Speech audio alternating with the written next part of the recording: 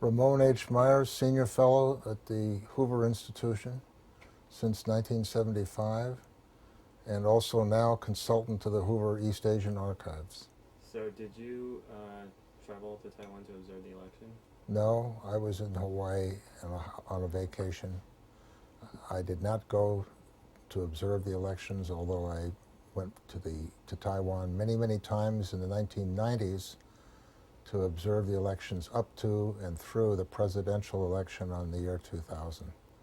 I have not been back for any election observations since 2000. But for the prior 10 years, I was constantly going there, interviewing people, observing elections, and so forth. I guess I was wondering if you could elaborate on your opinion on the validity of the election. Right. And why? Yeah. Sure. Let me begin by saying that these were very important elections and that both alliances, the blue and the green, months before the election put everything, all their wealth and all their heart and all their energy into winning these elections, because both sides knew that whoever won this election would in large measure determine the fate of Taiwan. All opinion polls 3 months leading up to the election all indicated that Lien and Sung had a very slight margin over the green. That narrowed as we got closer to the election, and then it widened again. So there was an expectation that if those polls were correct, the blue camp could win the election. Now, on Friday, the day before the election, a number of very unusual things happened. One cannot say that these events were illegal, but one certainly could say they were weird, and depending on which side of the political spectrum you supported, you might say they were either valid, or on the other hand, you could say they were unfair and deliberately misleading. But let me just give several examples of what happened that day to indicate the dark clouds over the election and the big question mark as to what really truly happened. On March 19th, on Friday, the president and his vice president were allegedly shot. And there was a statement made at 3:15 saying that the president's 生命迹象仍然稳定. In other words, the president's life symptoms are still stable. That was the government's report. One could interpret that in different ways. Serious, possibly. Maybe he's okay, we don't know. But a big question with a lot of anxieties in those 8 Chinese words. And we would hear nothing from the president until 11 o'clock that evening on a video in which we would see him for the first time. And he didn't explain the shooting or to any length at all. And so we got this very strange statement from the government with no further follow-up or anything of that kind. It created a lot of fear, anxiety, and apprehension throughout Taiwan society. But no laws seemingly had been broken. The second event occurred at 3:30 in the afternoon, when the presidential office said that the Central Election Committee had telephoned them and said the election will be held tomorrow on Saturday as stipulated. And so the president's office spokesman was saying there will be an election tomorrow. At 4 o'clock, the national security mechanism was activated, which meant that some 120,000 military officers, police, and MPs were on duty. Thus, they were not going to be able to vote. But there was no reason given for why the security mechanism had been triggered. And if you had heard all the public news up until then, you'd known that, one, the president had been shot, but his vital signs were active. There's still going to be an election, but nevertheless, there seems to be a threat to national security. So that was all the news that was coming across to most of the people. Around 4 o'clock that afternoon on Friday as well, in central and southern Taiwan, there was a strange event happening. The underground radios were broadcasting that there had been an attempt to kill the president and the vice president, and that this was a plot of the KMT and the Communist Party in the mainland of China. And not only did the radios repeatedly broadcast this, but the vehicles with broadcast facilities on them were out in the streets reporting this news as well. It is said by various individuals that this went on for a number of hours into the evening. Around 5 o'clock, the Chimei Hospital in Tainan said that a bullet had penetrated through the president's stomach and was behind the president's body. We will learn later, of course, that the president had only been grazed. But why did the hospital give that kind of a report? Nobody knows. Around 5 o'clock to 5:30, the Green camp said they were going to stop campaigning in the streets throughout the whole island. The Blue camp then responded and said, we too, for the sake of democracy, will not go on the streets and campaign either. So the Blue camp basically told their followers to go home. But by 7, 8, and 9, and 10 o'clock in the evening, the Green camp had returned to the streets and were campaigning. Now, none of this is breaking the law. There have been no laws broken as far as anybody can say. At least the evidence that seems to be available does not suggest any illegal behavior. So it would be hard to litigate the government or the president or anything like that in this whole affair. But nevertheless, you had these events unfolding that misled people, created levels of anxiety, raised lots of questions, frightened some people, and clearly one political party had said, we're going to stop, and the other said, well, we're going to stop, and then the other one resumes again. So one could say that there's just a series of weird events happening.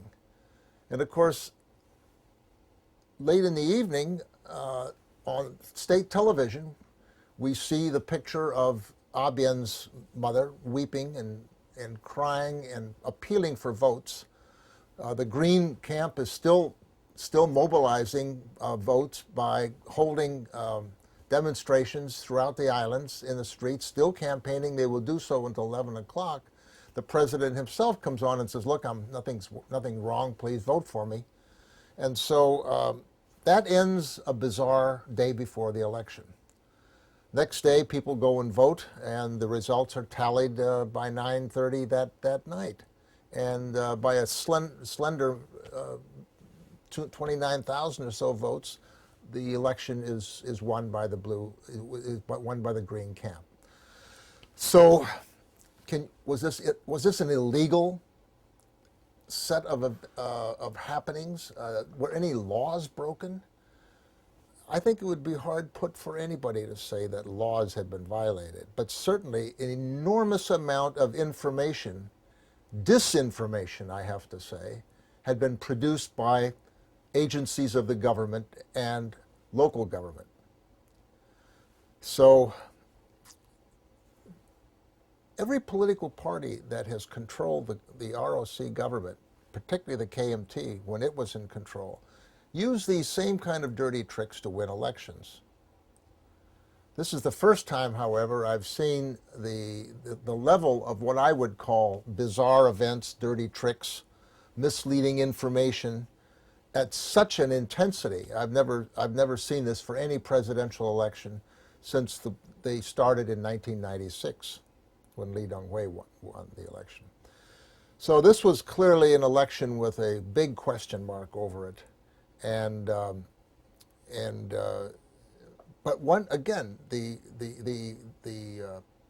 the puzzle is there's not enough facts to say that this was illegal behavior by anybody in the Green camp or in the administration.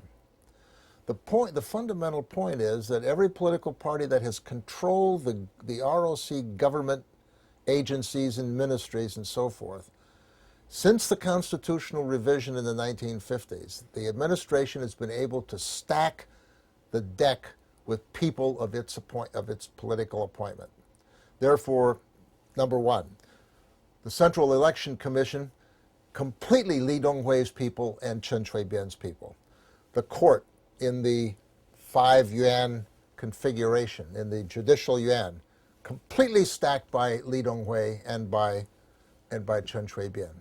Control of information, very powerfully controlled by the government now, by the ruling party, the Minjindang. And you can say that, well, this was the way it was done under the KMT, and that's true. So what I guess comes around, that famous expression, I can't quite say it, but what comes around goes around? What goes around comes around, something like that. In other words, if you've done something in the past, it's going to come back and probably haunt you. And this is basically what's happened to the Kuomintang this time. They have been accused of a lot of weird and unfair, misleading behavior. When they ran elections, particularly local elections, they were able to dominate the electoral picture. But the Kuomintang learned to play fair. By the late 70s and 80s, the KMT realized that the whole world, particularly the United States, was watching Taiwan, that they couldn't rig elections quite as powerfully as they had done in the past. They would have to play more by the rules. And so they did play by the rules, but when political events happen, the KMT split as it has done in the 90s, and it's still very divided. The DPP has stepped in, taken over the government, and now runs it pretty well according to their rules. And I have to say that this shooting event and the events that followed, the use of the underground radios, the broadcasting trucks, the misleading statements about the president's health, the misleading statements that one party will stay off the streets and not campaign, and then it will go back and later campaign. The airwaves full of rumors appealing to sentiments of sympathy for the incumbent president and his vice president. All of this is just too much to say that it was just the ordinary events of an unusual election. So my conclusion is the election was basically hijacked by the incumbent party, but there's no real evidence that laws were broken, and that anyway that this election will be reversed. So all the efforts on the part of the opposition party alliance to reverse it will not succeed. And therefore we have to go on to a new stage, and the new stage is prepare for the elections of the Legislative Assembly in December, see how that turns out. If that doesn't turn out to Chen Shui-bian's political blueprint, then we will definitely see a series of gongtou, or referendums, being floated, and somehow this new administration is bent on revising the Constitution, and what that means, we're not sure yet. So that's my statement about what I think about the elections and the post-election developments. I guess you could say people who support the Green Party believe that the Central Election Committee and the judges are neutral. For you, why do you believe that they're completely stacked with Li Tung-Hui and Chen Shui-bian's people? Because they were selected by the president, basically. They can be selected. The Constitution revisions of the 90s called for selections by the president with endorsements by the Li Faiyuan. I don't think this is true of the Zhongyang Xuanzhu Wei and Hui. I think that pretty much is, I think, done by the president's office and the executive yuan. But I'd have to go back and look at the rules. But I do know that for the judicial yuan, that the president makes the suggestions and then it's endorsed by a certain percentage of votes in the Li Faiyuan. So. But let me say this: I don't think the ordinary voter understands this very much or cares about it. All I'm saying is that if the Lianjian Song Blue Alliance wants to get any committee set up or to have some litigation process to redress the election concerns that they have, it will not succeed in this political environment of Taiwan. They have no chance, let me say, of winning this in the court system or through the Central Election Committee.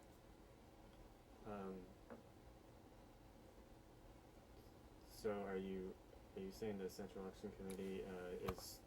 I'm just saying that the election is a done deal. Mm-hmm. It may be contested, but it will not go anywhere at all. You're aware of the fact that the Central Election Committee is defending in the lawsuits, right? Right. There are litigation suits by the blue camp, yes. And they were also talking about a gungto to see if they can't get a popular mandate to set up an investigation of the whole events of Friday. But that costs money and it's time. It's hard to say these things can be politically carried out. Right now, people are starting to think about preparing for the election of December. I read in the Taipei Times that the Pan Blue Alliance is looking to buy the non-votes to count the votes. To get the IDs of everyone that did not vote for 200 NT and to investigate thoroughly if those people actually voted or not, and if their name is matched with the voter roll, right? Then they know that. Aren't they doing that for a sample of precincts or something to see whether or not there's a pattern of election violations? I don't think that's going to go anywhere. I don't think any of these things are going to go anywhere. Well, what if they were able to prove that 29,000 or more people who I don't think they're going to be able to prove it.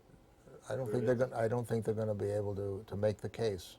Somehow there'll be some way found to stonewall it or to just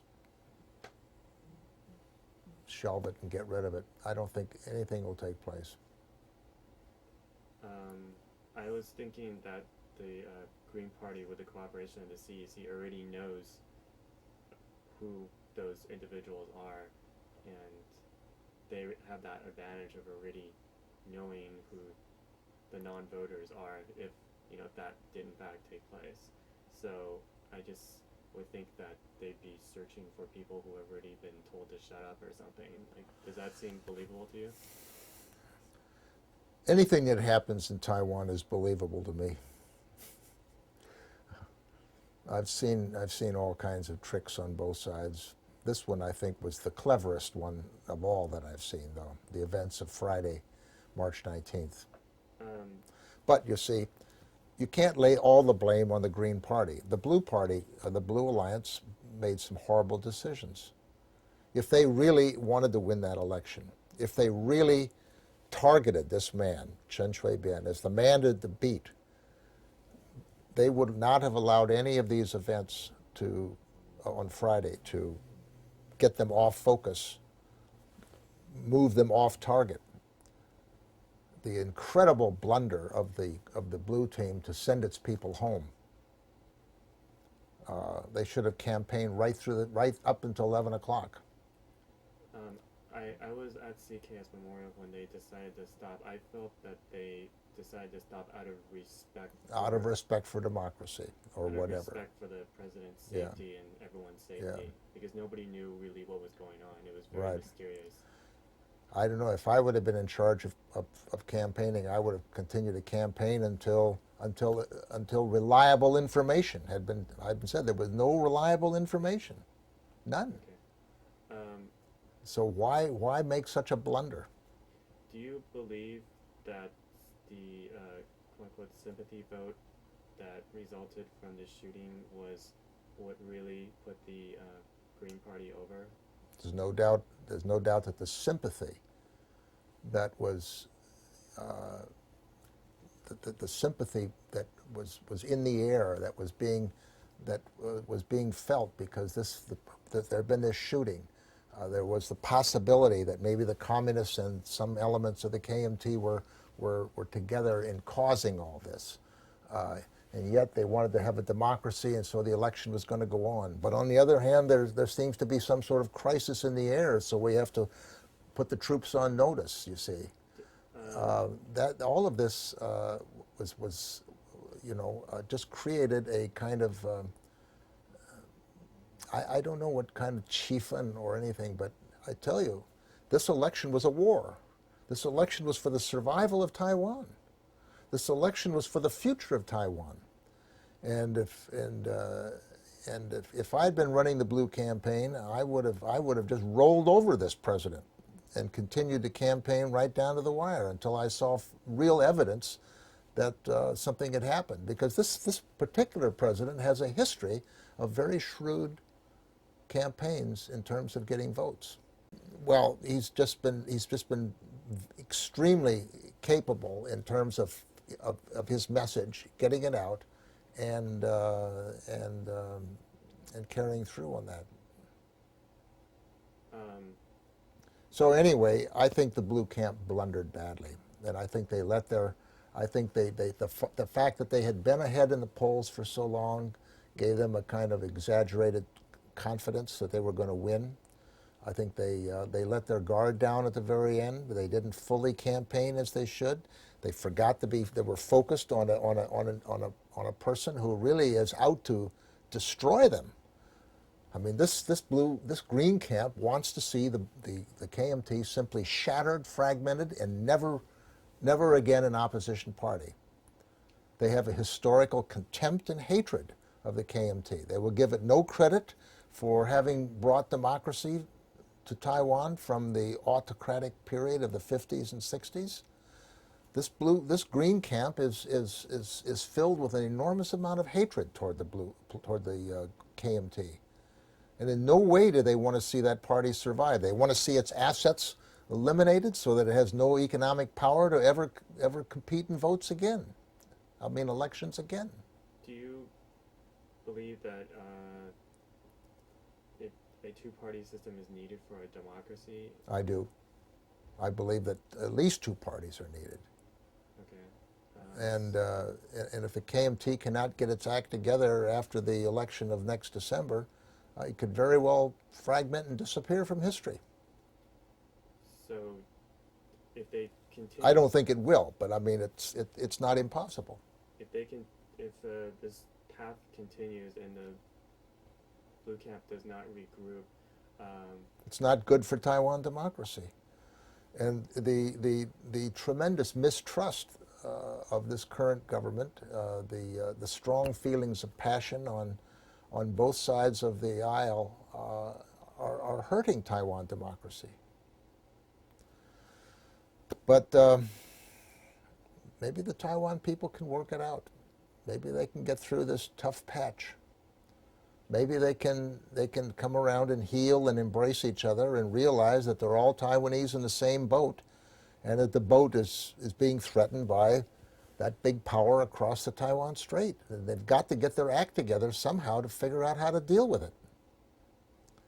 But this election has left a big wound, and it'll take some time to heal. That's just my observations.